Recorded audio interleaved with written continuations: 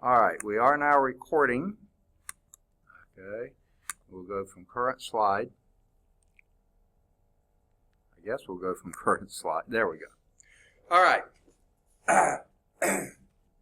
Now, the two additional announcements I need to make. Please, I wish there were more people here. That's why I'm doing it on Screencast-O-Matic, so everyone will at least have a chance to hear it. The last day to withdraw from a fall term course, either full term or second mini-term course, is tomorrow. The last day to withdraw. Okay? And a withdrawal does not hurt you academically at all. It doesn't hurt your grade point average. It doesn't hurt anything academically. Now, it may have financial aid ramifications. If you've already either failed a course, made a D in a course, or withdrawn from a course once, and you do it again, financial aid will not pay for it a third time. They'll pay for a second, but not a third. So that's the only kind of negative, and it's a far-fetched one, and hopefully it wouldn't pertain to you anyway. But please, you are probably in pretty good shape. Most of you are here now. It's the folks that are not here that are probably not in too good a shape, and if they don't withdraw by tomorrow, then they're going to get a letter grade. And right now, some of those letter grades are pretty low down the fold. Okay, so just wanted to get that said so everyone hears it. Number two, they have now opened the fall term student course evaluations. Okay, do all of you or do any of you know how to access those? You do. Okay, you should have gotten an email. You probably did get an email about it. It has links and everything there. Find that in your email. Go to it, open it up. Please do the student course evaluations. Number one, we, the instructors, myself, I really appreciate and welcome seeing what your perception of the course is. So please do the student course evaluations, okay? Not only that, though, for every class, there's usually one or two additional things they ask about. It could be the registration process, bookstore, upkeep of the campus, library, any kind of things like this. They also have surveys. Sometimes those folks don't have any input except that, okay? I get input every day that we're in class. I get to interact with you and see if you're understanding stuff or not. So I get that, try to get that throughout the term. Those folks, they really depend on that. So please do your student course evaluations. It benefits the school. It helps us do a better job for you. Okay? Any questions on anything before we get started? All right, now last time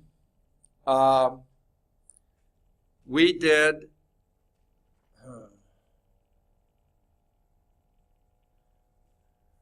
let me go back one. All right, we were doing the, it says find all vertical and horizontal asymptotes of the graph of each rational function. We had done number A, but we didn't get a chance to graph it, if my memory's right. Is that where you had to understand where you left off? Long time ago, huh? Too much turkey in between, okay? Or just too much turkey. No, I didn't say that. Okay. All right. I hope some of you have notes, but hopefully you can look at this and why is my pen not activating? Here it comes. Okay. My choices now are coming up. Boy, this system is slow today. Really slow. There we go, finally. All right. Tell me looking at this function, tell me some things about it. Okay? For instance, it mentions vertical and horizontal asymptotes. Okay? Can anyone pick out either of those for me? Either vertical or horizontal asymptote. How do you find either one of those? Pick one, tell me how to get it. Okay. Yes, maybe opening the book would help. Okay. Section 2.6. Okay. quick refresher. The vertical asymptotes are placed where the functions can never go, ever. Now, what limits where this function can go? What the denominator does. And what in the denominator? What can the denominator never be? 0, exactly. So, if you look at this, can you tell me what values of x would make that denominator 0? 1 or? No, 0 wouldn't hurt. That would be a negative 1 down there. No, it's not a 0. Yes, either a positive 1 or negative 1. So our vertical asymptotes are at those places, and I like to write them this way. X cannot equal negative 1 or positive 1. Those are your vertical asymptotes. Tell me about the horizontal asymptote. What does that have to do with? Say again? Okay, it cannot touch a vertical asymptote. It can touch across a horizontal asymptote. But what the horizontal asymptote is telling you about its end behavior. Where is it going when x gets very, very, very, very large? Okay, either negative or positive. What gives that away? Let's think back to polynomial functions. What was the key indicator on your end behavior for polynomial functions? The degree of the leading term, exactly, the degree of the polynomial. So, for our rational functions, we look at the ratio of the leading term. And what's that? The ratio is what? 2. Yeah, 2 to 1. So the horizontal asymptote, these are the vertical asymptotes. The horizontal asymptote, now this is the first one, is where, and when you look at that ratio, it's 2 to 1. Alpha of x, what is alpha of x? Y. Y is equal to 2. That's your horizontal asymptote. Y is equal to 2. Now, there's a couple of more things that we can look at that are usually pretty easy. Okay? Anyone remember what they are? I think we did these.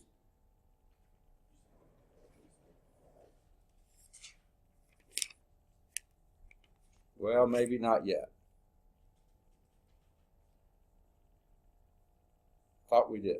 Oh, yeah, let's see. Am I on the right page? I was swearing that we had done.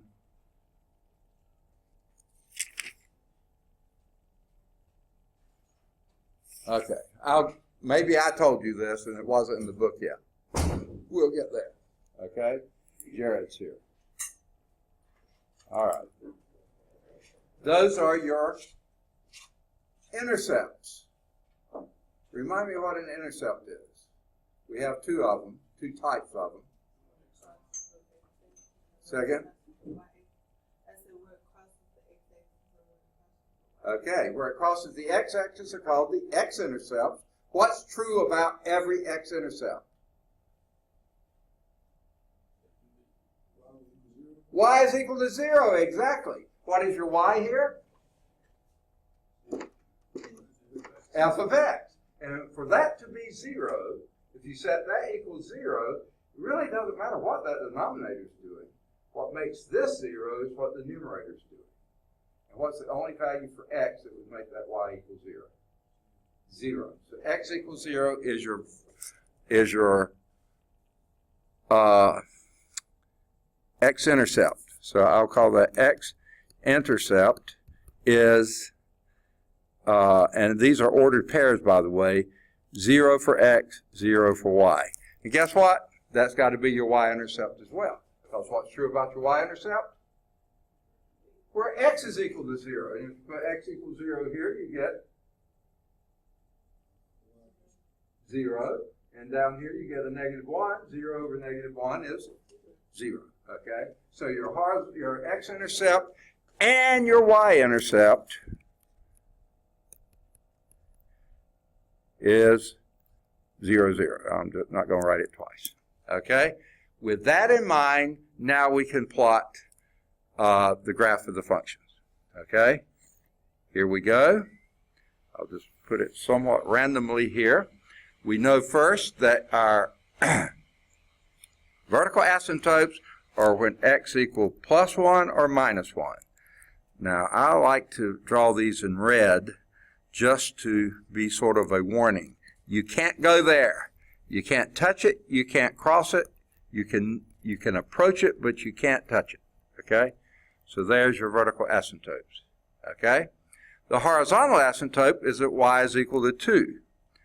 I should have ticked this in first. There's 1, there's 2. And I'll still draw the horizontal asymptote red too, but you can touch or cross the horizontal asymptote. It just tells you where it's going in the end behavior. Okay? Now, we also know the x and y intercepts are both at 0, 0. So I can put that point in. Okay, let me go back to black here. I've got all my asymptotes there. That's the only point we have so far. So we have to figure out something else to do. Okay? And at this point, we do what we call our test points. Okay? Now, if you look at the x-axis here, okay, you have a vertical asymptote here, an intercept here, and a vertical asymptote there. That splits the x-asymptote, the x-axis into 1, 2, 3, 4 pieces. So you need to determine a test point in each one of those pieces. Okay? Now, if we had some more x-intercepts, we would already have some of those. But we don't. We only have the 1. So what we need to do is pick a point over here somewhere. What would be a good point left of -1? -2 sounds like a good one. Okay? So we'll be at -2 here. And what we need to do is plug in a -2 up here to see what your y value is when x is -2. So we're doing f of -2. And what would that be? What's your numerator? What's -2 squared? Times 2? 8. And what is -2 squared? Is still 4. Minus 1 is 3. 8/3. Okay? Well, 8/3 is what? 2 2/3, right? Is that right? 9/3 is 3. Well, 2, there's 3. 2 2/3 would be somewhere about here. So when x equals -2, the y value is 8/3, or 2 2/3. Okay? Now, let's go back to something we did before. When you look at this, can you tell me something special about this function?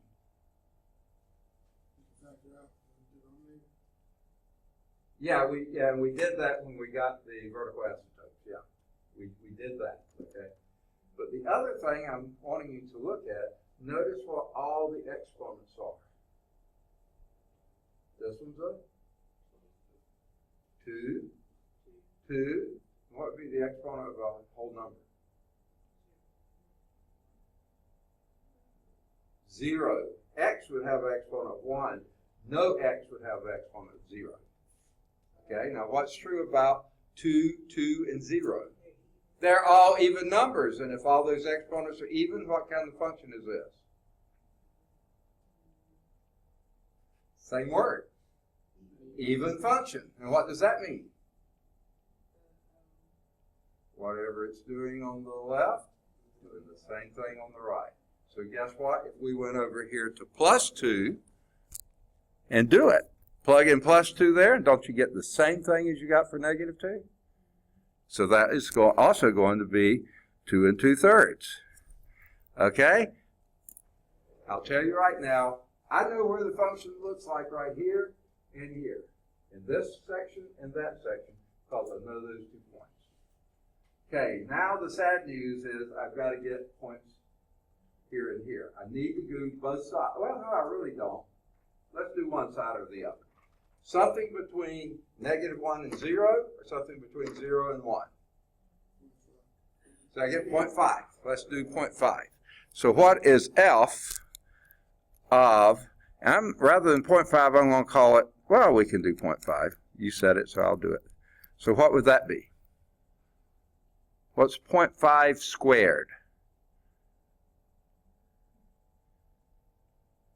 If you don't like squaring decimals, think of 0.5 as 1/2. And what's 1/2 squared?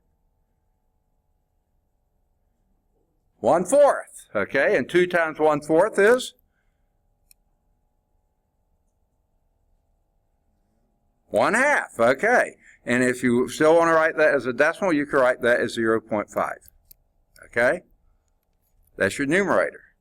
And you had a 1/2 squared is 1/4. Minus 1 would be what?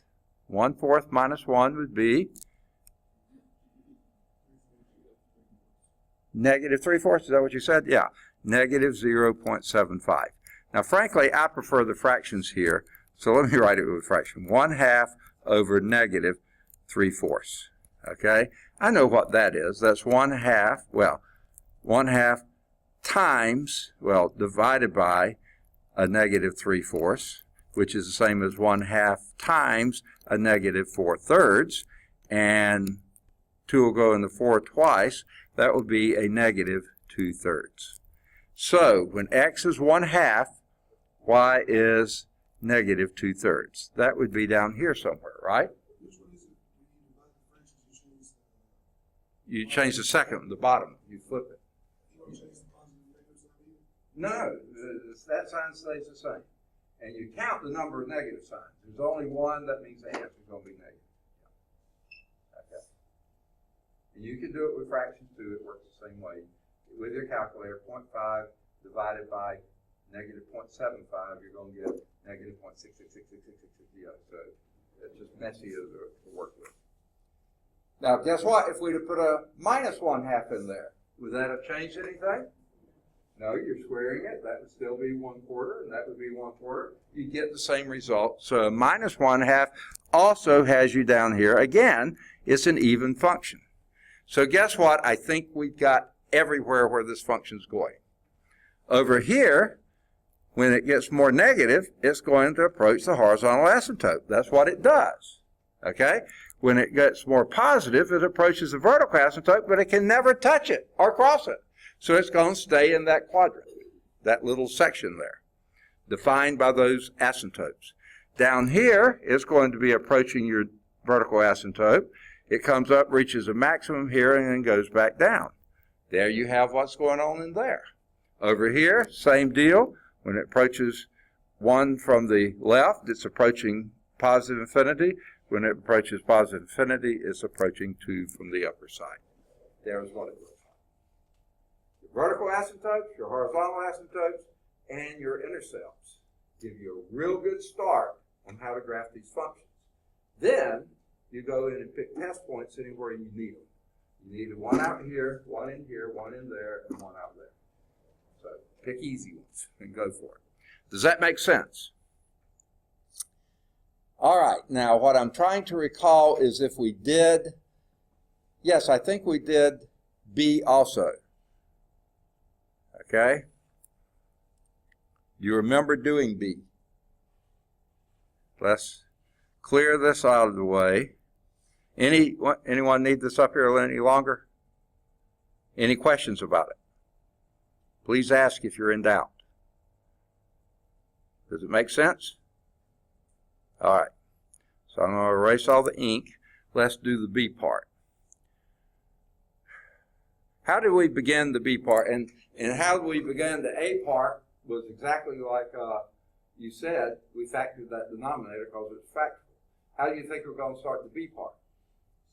Factor everything in sight, numerator and denominator. It's just that first was a monomial in the numerator here. So what did this factor as? Does anyone remember? And this one also factors. What does that numerator factor as? Well, obviously the first is x times x. Got that one. Signs are? Say again? I can't hear. Both negative? No, different. They're different because the last one's negative. So this is plus and that's minus or vice versa. It doesn't matter. And then what numbers would you put there? What does 2 factor into? Say again? Only possible factorization for 2. 1 and 2. Which goes with which sign? -1, +2, because the middle sign wins, okay? The bigger number gets that one. Okay, how about that denominator? Again, we can start with x and x, and guess what the signs are going to be? Different, plus and minus. And who wins here? Which one? +3 minus 2? Okay, boy, I hear so many things. Let's try +3 minus 2. Let's check them and make sure they work. Okay? X times x is x squared. Good so far. Minus 2x plus 3x would be.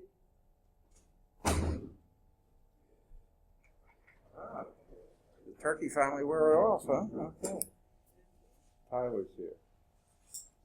Okay. Is that right? Why not? The sign's wrong. So what do? Change the signs. Okay? Make this one the minus and make this one the plus. Now when you check it, you'll get the right answer. What do you notice happens here?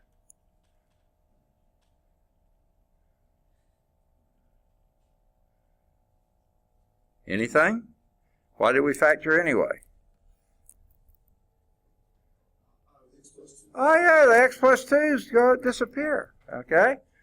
And that leaves us f of x equal x minus 1 over x minus 3. Okay? And guess where we go from here? Same as we did before. Where do you want to start? What does it tell you? Find all vertical and horizontal asymptotes. How do you find your vertical asymptote? It was a long time ago, I know, but okay, the denominator cannot equal 0. And what would that tell you? If the x minus 3 cannot equal 0, that's what you just told me, right? Solve the, say again? X cannot equal 3. Excellent. Okay, x cannot equal 3. Add 3 to both sides and you get that. So here is my graph, somewhere down here. And let me go on and tick off the places. That means hack them off, you know. Make them mad.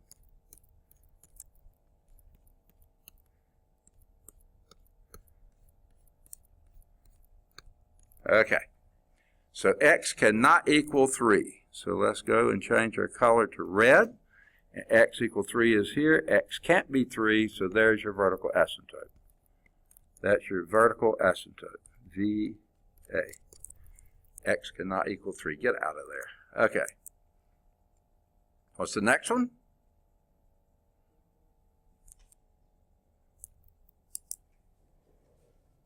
We did the vertical asymptote. What's next? Horizontal asymptote. What's horizontal asymptote? Yes, your y. What do you do? Say again? Okay, wait. You're doing y-intercept. Okay, we can do that if you want to, or we can do vertical horizontal asymptote. What you want to do? Okay, how is horizontal asymptote? How do we get it? Ratio of what? Leading terms, exactly. And what's that ratio? 1. Okay. And what is that? That's your f of x is equal to 1. That's your y is equal to 1. There's your horizontal asymptote. 1. I mean, y is equal to 1. Okay, y is equal to 1. There it is. So we'll do a horizontal line, y is equal to 1. That's going to define where the function can and can't go. Okay? Now we do our intercepts. And someone, I think Brianna was telling me how to do the intercept. Say it again. Set what equals 0? Depends on which one you're doing. Tell me. The y-intercept you set No, the y-intercept, you set x equals 0. The x-intercept, you set y equals 0, which is f of x. Okay, keep those straight. So which you want to do? Y-intercept. So you set x equals 0. Well, if these x's are 0, what do you have? Over -3, which is what? 1/3. Because negative over negative, you have two negatives, it's going to be positive. So the y is equal to 1/3 is your horizontal,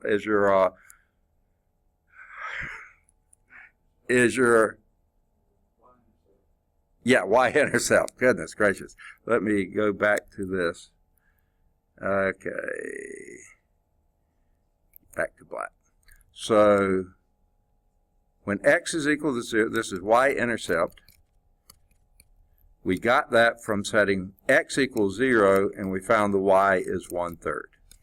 So where do I find the point 0, 1/3?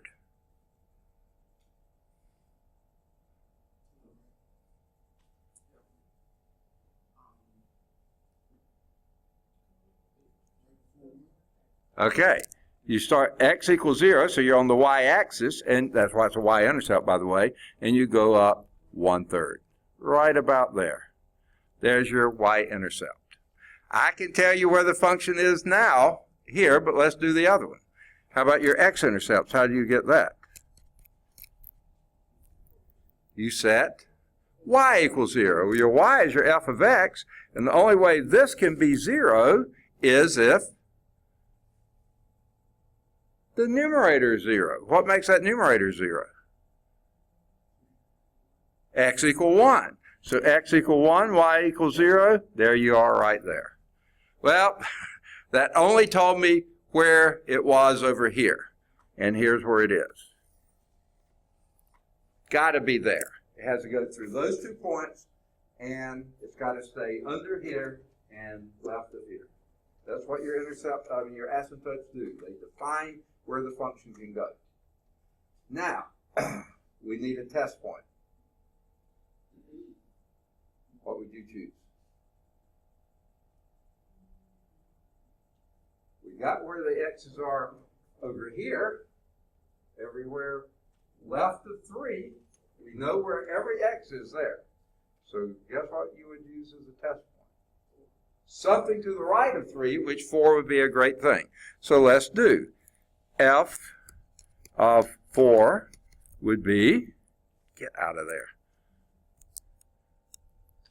Here's what we're using. Say again? 3, and the bottom would be 1. All right, so f of 4, when x is 4, y is 3. Right up here. I think I know where the function's going there. Anywhere to the left is going to approach the vertical asymptote. Anything to the right is going to approach the horizontal asymptote. There we have it, except for one thing. Remember what we did over here? We divided out the x plus 2's. But guess what? In the original thing, x cannot equal -2. Now that's not a vertical asymptote here because they divided out. That gave us a negative asymptote. The x can't equal -2 here. What you have to do is come over here and find x equal -2, go up here and put a hole in the graph right there. Okay, strange but true, the graph has a hole there because of that -2. The original function, x cannot equal -2. If you put a -2 in here, you get 4 minus 2, and I can't read that. No, 4 minus a minus 2 would be 2.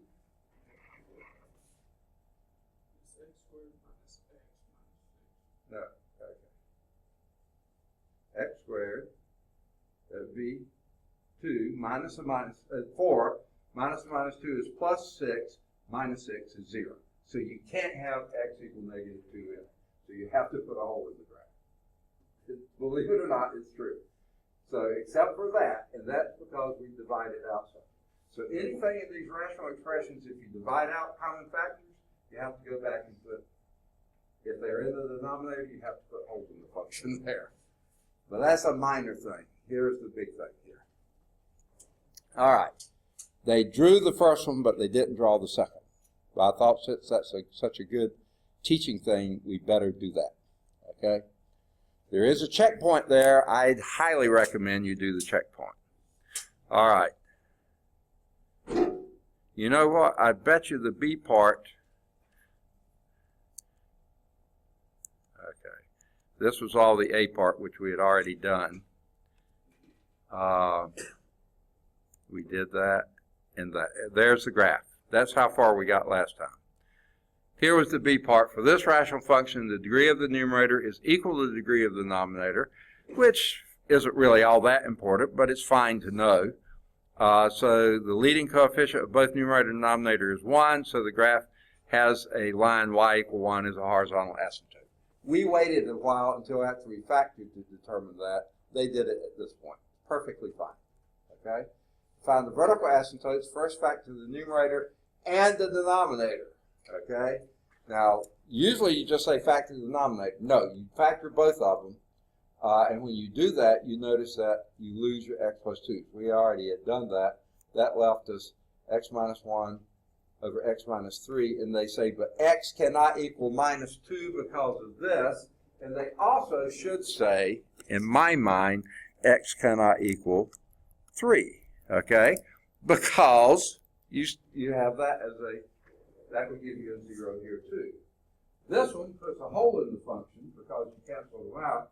This one gives you your vertical asymptote. Okay? The first one that you canceled out, that's not a vertical asymptote, it's a hole in the function. The second one that's not canceled out, that's your vertical asymptote.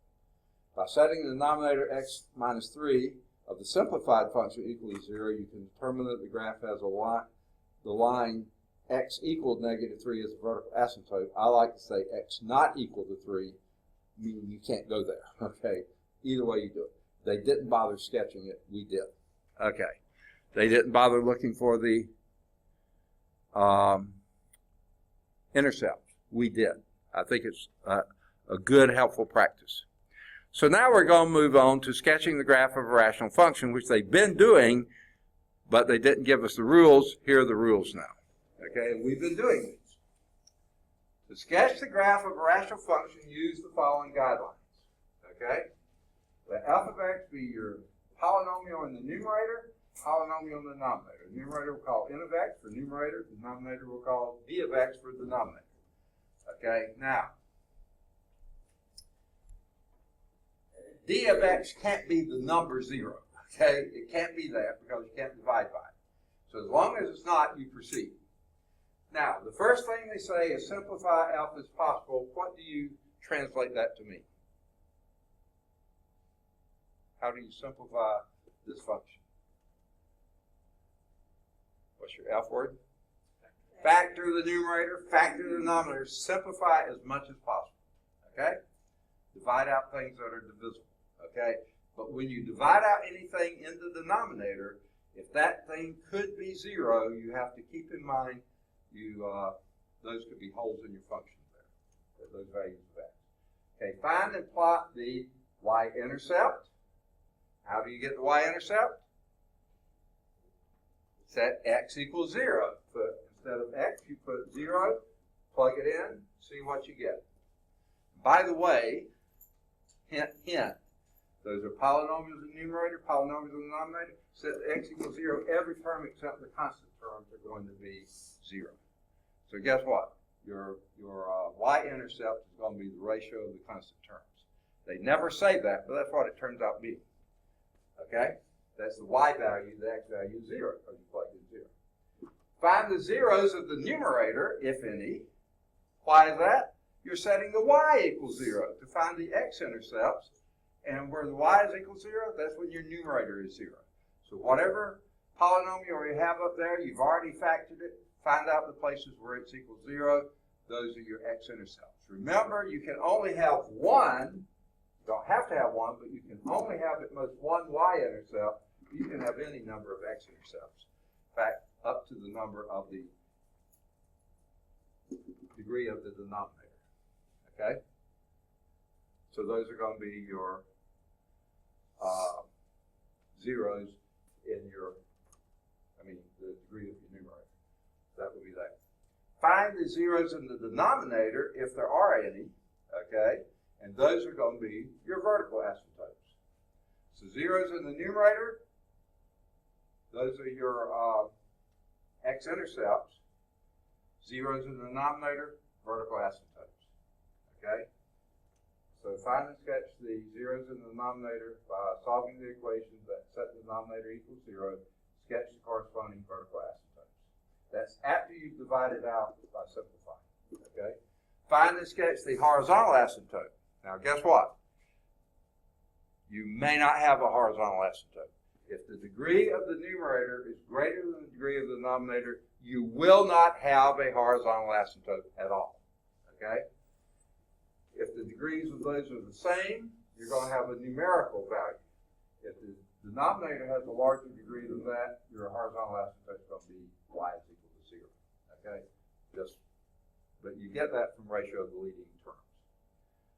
Okay, so find and sketch the horizontal asymptote by using the rule for finding horizontal asymptote of a rational function, ratio of the leading terms. Okay. Number 6, plot at least one point between and one point beyond each x-intercept and vertical asymptote.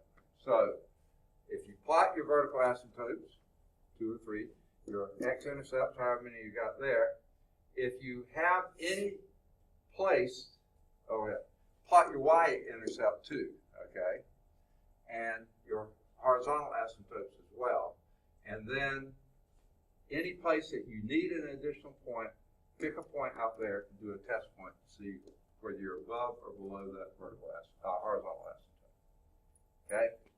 Plot at least one point between and beyond each of your x-intercepts and vertical asymptotes. Use smooth curves to complete the graph between and beyond the vertical asymptotes. All right, a lot of blah, blah, blah. Let's actually do it. All right.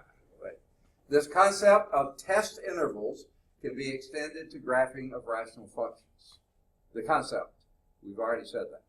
To do this, use the fact that a rational function can change signs only at its zeros and its undefined values, the vertical asymptotes, okay? Between two consecutive zeros of the numerator and the denominator, the rational function must be either entirely positive or entirely negative, okay? This means that when you put in order the zeros of the numerator and the denominator of a rational function, divide the real number line into test intervals in which the function has no sign changes. So all you need is one value in that interval. Find out what it is. You know it stays within that range there, okay? Choose a representative x value to determine whether the value of that rational function is positive or negative, and what's more, above or below the horizontal asymptote. Okay? So let's do example 3. They have a blurb on technology there. If any of you have graphing calculators, that would be a useful thing to read. So let's do example 3. Pretty simple looking function, right? It says sketch the graph of that function. Where would you begin?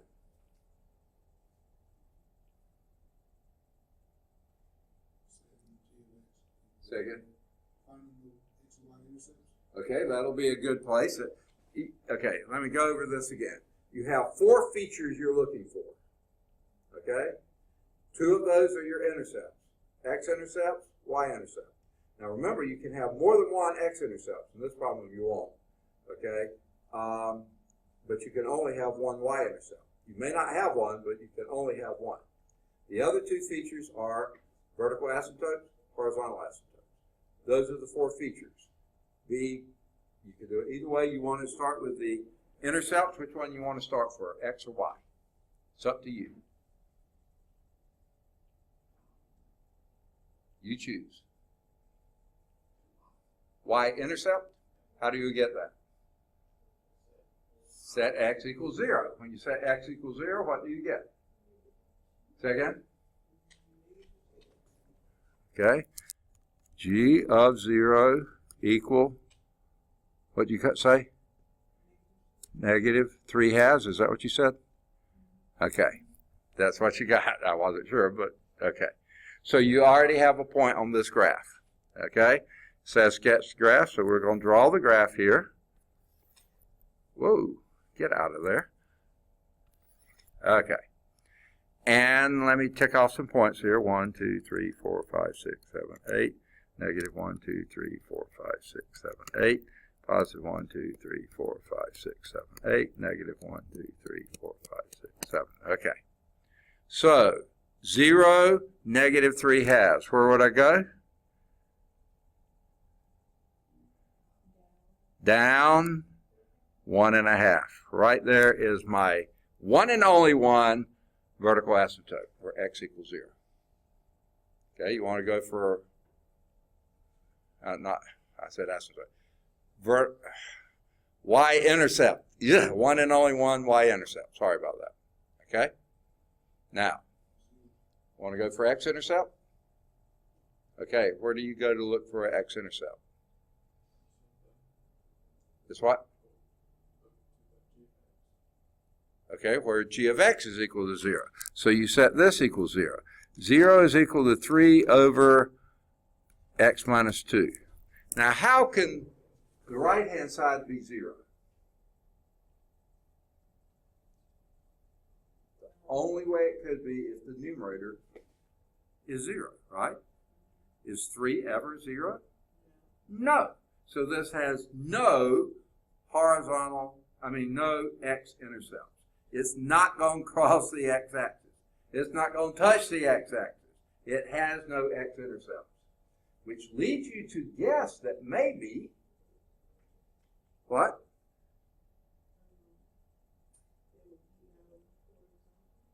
That may be your horizontal asymptote. Let's check it. How do you determine what the horizontal asymptote is? I'm going to do this in red.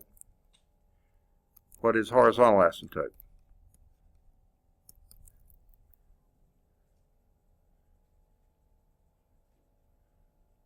Remember, horizontal asymptote tells you about end behavior, so it's when x is getting very large or very small, infinitely large or small. Okay, how do we test that? Ratio of the leading terms. And what is 3 over x as x goes to infinity? Either positive or negative infinity. 3 over very, very, very, very, very large numbers. Say again? Well, if x is positive, it's positive. If x is negative, it's negative. But what's it getting closer to? Give me a large number. Any large number. 500. What's 3 over 500? Punch it in your calculator. It's getting close to 0, isn't it? Okay, so your horizontal asymptote is where y, because this is your ratio, this is your y here, y is equal to 0. And that's why it doesn't have any horizontal x-intercepts, because that is your horizontal asymptote. The book usually doesn't put the dotted line there. I do. Okay. So we've gotten 3 out of the 4. We got our y-intercept. We found there were no x-intercepts, which led us to guess and find out for sure y equals 0 is your horizontal asymptote. So what is the only thing we've still got to do? Vertical asymptote. How do we get that? Okay, the denominator can't equal 0. So we do that. X minus 2 cannot equal 0. And what will we find there? X what? Cannot equal? You add 2 to both sides. Positive 2. And where is that? Here's x equal 2. And do a vertical asymptote there. Okay? Guess what? We don't need any test points to the left of here because we already got one. That y-intercept. So we can draw. I'm going to go back to black here. Okay? And you know when it gets more and more negative, it's going to the horizontal asymptote. When it gets more positive, it approaches the vertical asymptote. There's what it looks like there. Nice smooth curve. Mine's not as smooth as it should be. But we do need a We got a vertical asymptote. We need a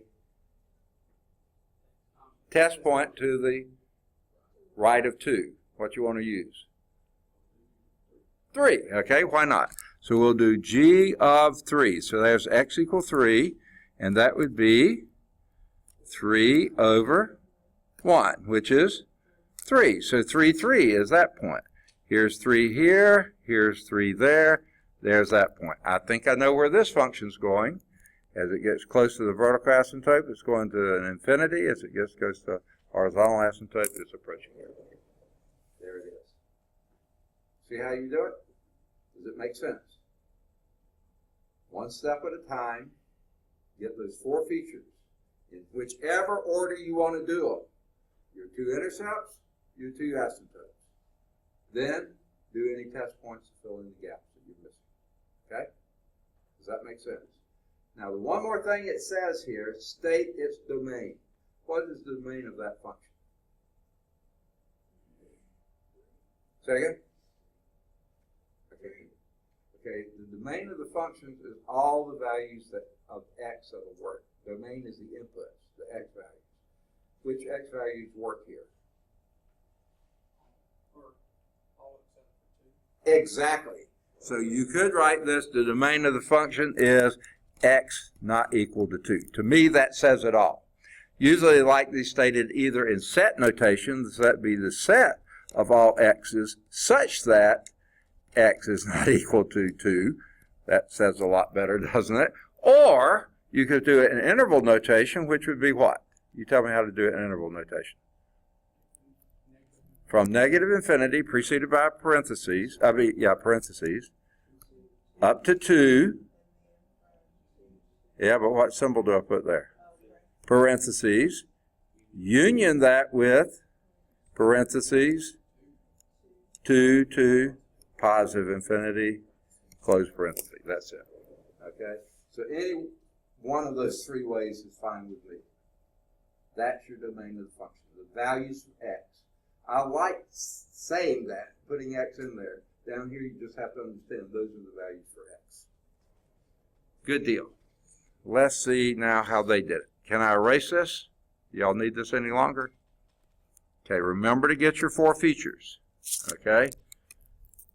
What are those 4 features? Y-intercept, X-intercept, vertical asymptote, horizontal asymptote. Excellent. They start with the y-intercept. Look at them. Someone's reading the book, aren't they? Okay? All right. How do you get the y-intercept? You set x equals 0. Set x equals 0 up here. And you get g of 0 is equal to 3 over negative 2. So that's 0, negative 3 halves. G is equal to negative 3 of 0 is that. You come at x equals 0. You're on the y-axis. Go down 1.5. Okay? Exactly what we did. Okay? X-intercept. There aren't any, because that numerator can never be 0. The x-intercept is where y is equal to 0. Y is your g of x. The only way that can be 0 is if your numerator is 0. It's not. It's 3. So there are no x-intercepts at all. Okay? Vertical asymptote. You set the denominator equal to 0 or not equal to 0, and that gives you x. I like to say not equal to, emphasizing you cannot ever touch x equal to. So, and that's your one and only vertical asymptote. Your horizontal asymptote is basically your ratio of your leading terms. They go through this other stuff looking at degrees. You just look at ratio of leading terms, and then remember your horizontal asymptote is in behavior, so you let the x get very, very large. 3 over x, when x is a very large number, it's getting closer and closer to 0. Anything over an enormously large number is going to be 0. Okay? So your y equals 0 is your one and only. You can only have one horizontal asymptote. You may not have any. This one has 1. And that's why you had no x-intercepts, by the way. So, they did additional points. They chose a negative 4. Why? You already had a y-intercept. You didn't need it. Okay? But they chose it. Fine. Just confirmed it. And they chose one beyond 2, and that gave them 3. 3, 3 is a point on the graph, and that put them up in the upper quadrant. By plotting those intercepts, asymptotes, and a few additional points, we only needed 1, you obtain the graph just like we did. They chose this point here. Why? It wasn't necessary. You already had a point here. You knew it had to do this. You chose one more point here, up here, and you knew it had to be in that sector. Okay? Your vertical asymptote, x equal. I like to say x not equal to 2. Horizontal asymptote, y is equal to 0. Okay? You could say not if you wanted to. One vertical, y-intercept, no x-intercepts. Got one test point, is all you needed. You got it done. The domain is a set of all real numbers except x equal 2. Exactly what y'all said. Good deal. Any questions on that? Got it? Okay. Now, that was example 3. They are skipping 4, 5, and 6. So let's do 4, 5, and 6. Example 4.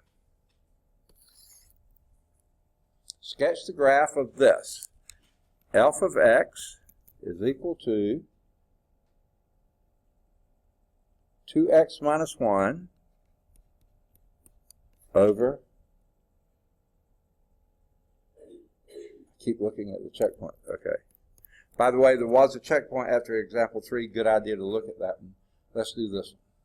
Sketch the graph and state its domain. Just like before, only we're doing this f of x. So where do you want to begin? It's up to you. Vertical asymptote. What would that be?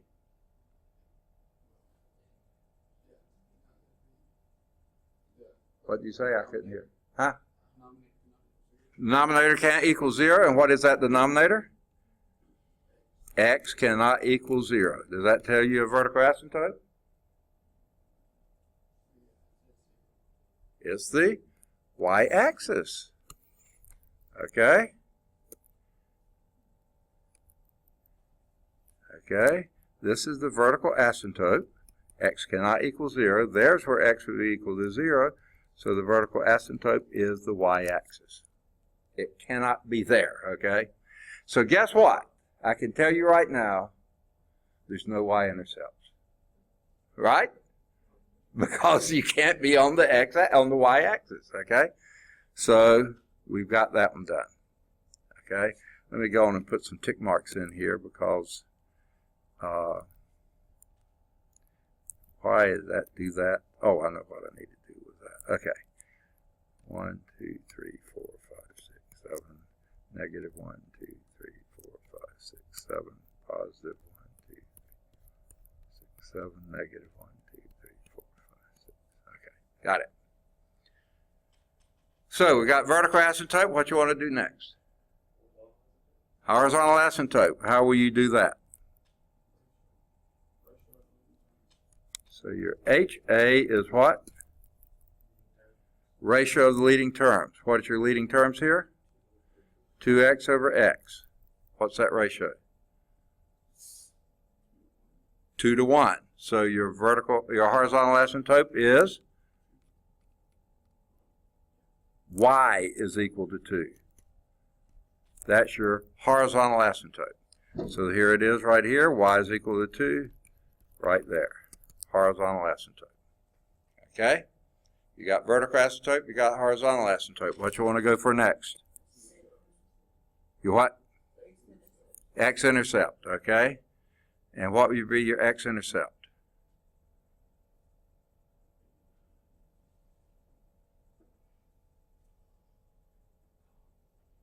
What is your x-intercept? It's where is equal to 0, right? And how can that be 0? Only if the numerator is 0. So it's where 2x minus 1 equals 0. And where is that true? It's what? Okay. Take me through it one step at a time. 1/2, is that what I heard? Does everybody see that? Add 1 to both sides. And you get 2x is equal to 1 divided by 2. And you get x equal 1/2. So x equal 1/2 is right there. Y is equal to 0, so there you are. Okay? I already know where the function's going to the right of 0. Do you? As it gets closer to the y-intercept, it's going to negative infinity. As it gets closer to the horizontal asymptote, it's going toward the horizontal asymptote. There it is. No choice. Okay? That x-intercept, I didn't identify it. This is x-intercept is the point 1/2, 0. Because x equal 1/2, y is equal to 0. That's what we set it equal to 0. Okay? Now, what do we need? A point to the left. Do you want to choose me one? -1. Why not? Let's do f of -1 and see what we get. What's your numerator going to be?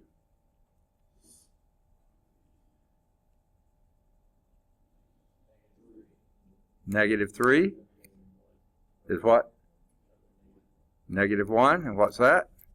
3. Okay, up here it's going to be 1, 2, 3. Now it looks like it's on that line. That line's just a divider. There's where it is. So yeah, we know where it is here. As it gets closer to the there, and it goes closer there. There we go. Make sense?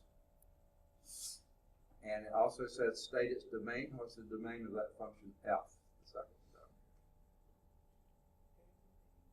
All real numbers except 0. X cannot equal 0. Exactly. For the leading term, to find the horizontal asymptote, like if there was a 3 where the 2 is, that means it would be a 3-to-1 ratio? Yeah. Okay. Yeah. If there was a 3 in the bottom, it would be a 2/3. Yeah. If it was an x squared in the top and x in the bottom. If it was the amount of varied, like the amount of numbers like 2 and the x. It's just a ratio. If these are the same, they cancel out, and it's the ratio of the coefficients.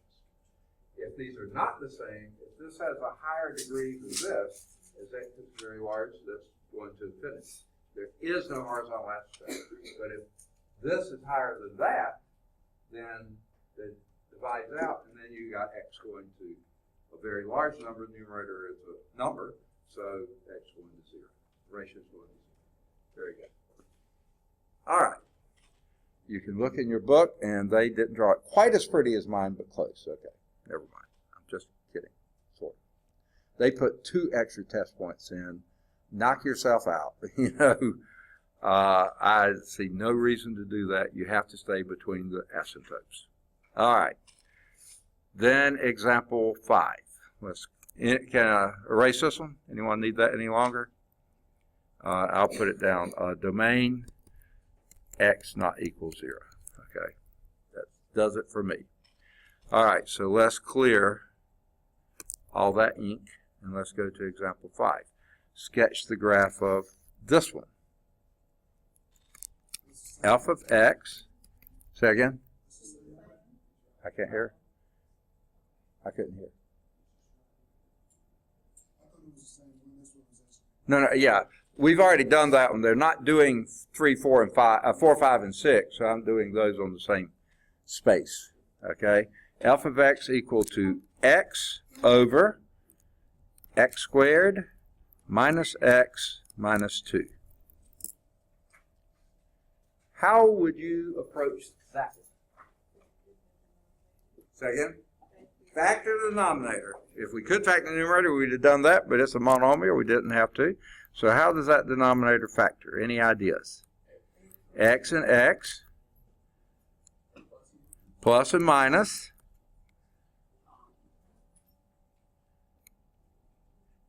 Say again? Plus 1 minus 2. Perfect. You can go back and check it, see if that works.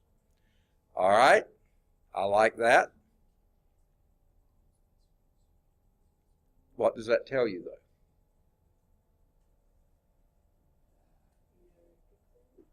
You what? Okay, the x-intercepts you could get, you wouldn't really need to a factor to get the x-intercept, but it is factored. You can do it. What is true about the x-intercept? Where? f of x or y is equal to 0, and what would make that 0? No, okay. You're doing vertical asymptote, okay? I thought we were doing x-intercepts, okay? They're important, both of them important. She said x-intercept, you're doing vertical asymptote. Okay. Get together, folks. Okay, no. Which you want to do? X-intercept. What's going to be true about x-intercept? X is f of x equals 0. What's the only thing that can make f of x equal 0? If the numerator is 0. So the x-intercept, that's the one you said, right? X-intercept would be the point. Now, intercepts are always ordered pairs. The x equals 0, making y equals 0. So guess what? Not only is that the x-intercept, that's your y-intercept as well, okay? So you only have one intercept. Are we running out of time? I'm so sorry. Okay, so 0, 0 is an intercept, both x and y-intercept. Now, what can you tell me? Y'all were starting to tell me about the denominator. -1 or +2. So those are vertical asymptotes. Okay, I'll go on and do them quickly. Vertical asymptote, x equal -1, cannot equal -1, x cannot equal +2. Okay? Now I also need horizontal asymptote. What would that be?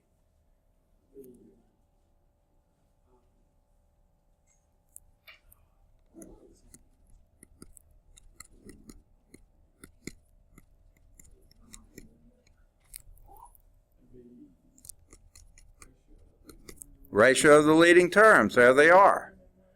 And what's that? No, it's not 1 to 1. It's 1 over x. And when x gets very large, remember your horizontal asymptote is in behavior. When x gets very large, 1 over a very large number is approaching 0. So that's why you did, okay, there is your horizontal asymptote. Okay? So horizontal asymptote, y equal 0. So, remember, your vertical asymptote can't touch it. What horizontal asymptote certainly can. In fact, it's going to cross it right there. No problem there. It's at the end behavior it'll be approaching it. Okay? Is there anything we're missing? We already got the y-intercept too, because this is also y-intercept. Oh, wait. Y-intercept, I put it in as an asymptote. Sorry about that. And I can't erase this very well, but I'll try. That is not an asymptote. That was an intercept. Sorry, I got carried away in a hurry. Okay. All right. What you would have to do is do some test points, right? Name me what those test points would be. -2, maybe? Okay. We would choose -2. Get out of there. Okay. I don't know why this didn't work. Oh, I know why it didn't work. Okay. -2. It won't change. There we go. -2. We'll do one there. +2 you can't do. I would do +1. I would also do a 1/2. You need to get in between each one, and then one out here at 3. Okay, at -2, -1/2, +1, and 3. Do those 3, and then you'll find out where the graph is in each of the places it needs to be. All right? Good deal.